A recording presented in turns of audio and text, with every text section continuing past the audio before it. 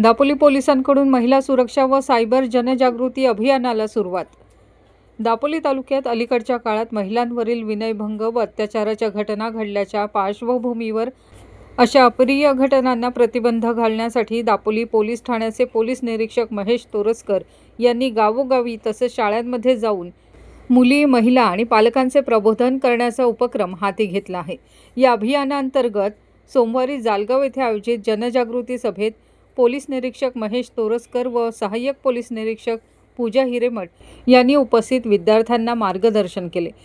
यावेळी महिलांची सुरक्षितता, स्वतःचे संरक्षण करण्यासाठी घ्यावयाची काळजी, कायदेशीर अधिकार तसेच संकटाच्या प्रसंगी तातडीने पोलिसांशी संपर्क साधण्याचे महत्त्व याबाबत सविस्तर माहिती देण्यात आली।